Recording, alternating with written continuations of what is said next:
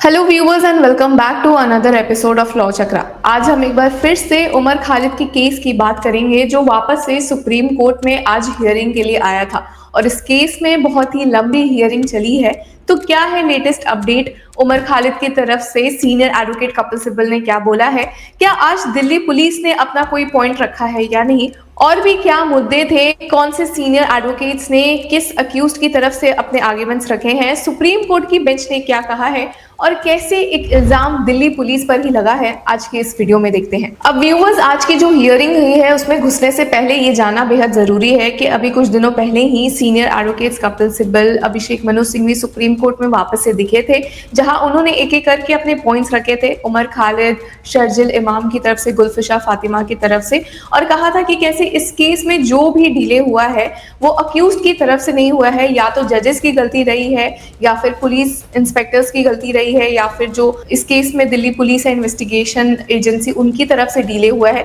कितने सारे court hearing के ऐसे डेट्स थे जो बस ऐसे ही निकल गए, एक भी हियरिंग नहीं हुई है। तो इसमें यह कहना कि अक्यूज्ड की गलती है काफी गलत हो जाता है। इसी के साथ चलिए आज के हियरिंग पर एक नजर डालते हैं। तो व्यूवर्स, यहाँ हम देख सकते हैं कि सुप्रीम कोर्ट में वापस से बेल पिटिशंस की सुनवाई हुई है उमर खालिद, शर्जिल इमाम, गुलफिशा फातिमा, मिरान हैदर और भी कई अक्यूज्ड की, जिन्हें कि 2020 दिल्ली राइट्स में अक्यूज्ड कहा गया था कि उन्होंने अलेज्ड कॉन्स्पिरेसी की है। अब इस केस की हियरिंग हो रही है जस्टिस अरविंद कुमार और एनवी अंजारिया की बेंच के सामने। देख सकते हैं कि हियरिंग जब टेकअप हुई थी तो भी थोड़ा डिले देखने को मिला था। अब वो जिसके भी एंड से हो, हमें डिले देखने को मिला था और फाइनली हम देख सकते हैं कि ये 2 बजे के लिए वापस से लिस्ट किया गया था। और जब मैटर टैग हुआ तो सीनियर एडवोकेट कपिल सिब्बल, जो कि उमर खालिद की तरफ से मौजूद थे, उन्होंने सबसे पहले अपने आर्ग्यूमेंट्स देना शुरू किया। कहा कि 751 एफआईआर फाइल हुआ था, जो कि सबको ही लोकल पुलिस द्वारा हैंडल हुआ था, और उसमें से सिर्फ एक में उमर खालिद का नाम था, बट वो भी डिस्चार्ज हो चुका है। The only case I remain involve is in the separate FIR concerning the alleged conspiracy. I am not part of any of the 751 FIRs.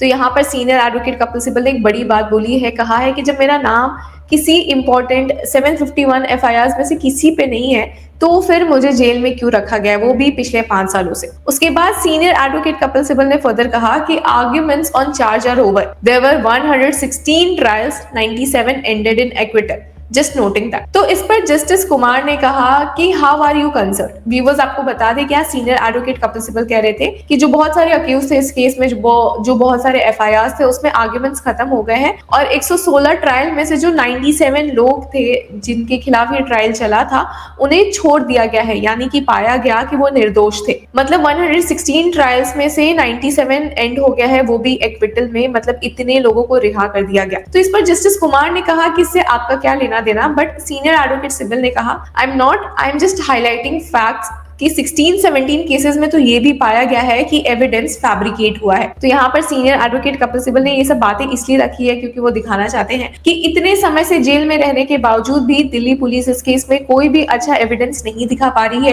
कितने केसेस में तो जजेस ने ही नोट किया है कि कैसे एविडेंस फैब्रिकेट किया गया है या उसके साथ छेड़छाड़ की गई है। हालांकि व्यूवर्स, अब दिल्ली पुलिस की तरफ से मौजूद एएसजी एसवी राजू ने कहा कि ये सब रेलेवेंट कैसे है, तो सीनियर एडवोकेट कपिल सिब्बल ने कहा कि वो बस ये सब स्टेट कर रहे हैं, जजेस चाहे तो इसे इग्नोर कर सकते हैं। तो इस पर जस्टिस कुमार ने कहा कि शेडिंग टीयर्स, तो सीनियर एडवोकेट सिब्बल ने कहा कि नहीं, only pointing out the nature of the investigation. तो व्यूवर्स, अब सीनियर एडवोकेट कपिल सिब्बल का ये सब पॉइंट करने के पीछे एक मेन कारण यही था कि वो दिखाना चाहते थे कि इस केसेस में इतने लोगों पे एफआईआर फाइल हुई है, इतने लोगों को जेल में रखा गया है पिछले 5 सालों से, बट फिर भी जब इन्वेस्टिगेशन खत्म भी हो रही है तो ये पता चल रहा है कि वो निर्दोष थे, फिर भी उनके जीवन के 5 साल तो ऐसे वेस्ट हो गए कहीं ना कहीं। कुछ ऐसी ही बातें सीनियर एडवोकेट सिब्बल हाईलाइट करना चाहते थे। अब व्यूवर्स, यहाँ हम देख सकते हैं कि सीनियर एडवोकेट सलमान खुर्शीद मौजूद थे शिफा रहमान की तरफ से। उन्होंने कहा कि I urge the court to recall the Chicago 7 trial during the Vietnam war. It reaffirmed that disagreement with the law gives citizens the right to protest. The real question is where we draw the line between peaceful protest and treating it as a grave crime. As for the head of the Jamia Alumni